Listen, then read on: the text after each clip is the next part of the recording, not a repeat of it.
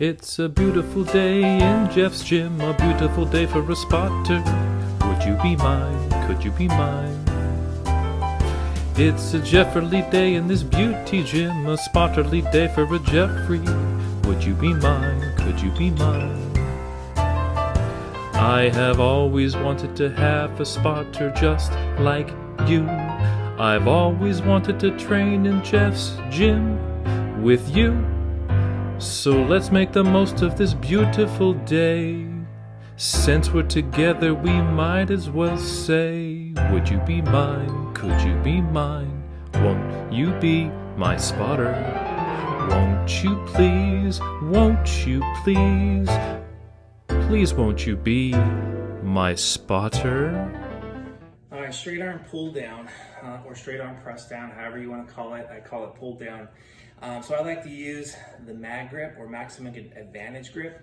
And the reason I like to use this, let's say, as opposed to, let's say, a straight bar, is that when my hand basically goes over the handle here, and as I'm pushing down, I can basically put most of the pressure right here in my hand. And what I've noticed for myself personally is that removes a little bit of the tricep. Internally rotate my humerus just slightly through the movement.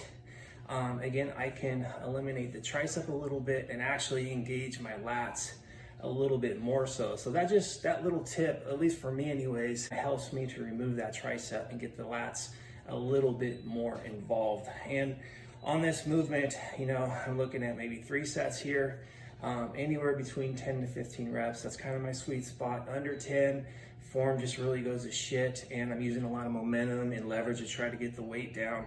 And then over 15, it just ends up being cardio. In the first half of the set, the reps are just so fluffy that I know they're not going to be all that effective. So I want to make sure that, I have good form and I also have plenty of effective reps in there. And again, for me, that sweet spot's going to be, 10 to 15 reps. You want to create a stable base to push from. Your foot placement, leg placement, hip placement, torso. Like you want all this to kind of act as one base, and then this is your lever right here from your shoulder joint.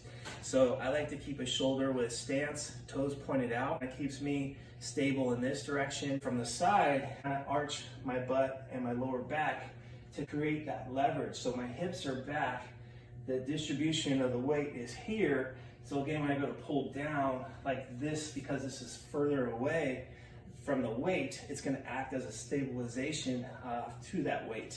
So it's here and into here. Now the motion, I like to think of pushing away from me. So I push away first to get full extension, and then as you bring the weight down, your lats attaches to your humerus is going to pull your arms down, and you're going to arch until you get to the top of your thighs. All right, so we actually increased the load today up to 60 pounds from 57 and a half. So not a huge load increase.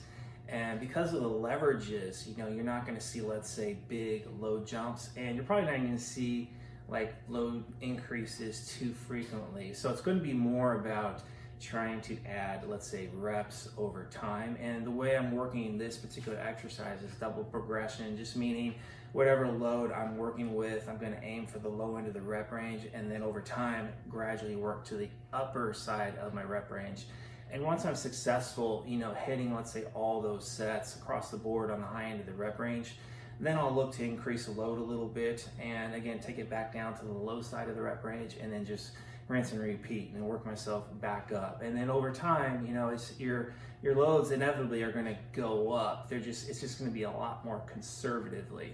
And again, as long as, let's say, my proximity to failure is where it needs to be every single session, and for this particular exercise in this rep range 10 to 15, I'm aiming to get in the neighborhood of like 1 to 2 reps of reserve, and on occasion I might go to failure, and it's usually going to be on the last set only, so that way, again, I don't impact, the second and third sets as far as my ability to get more reps.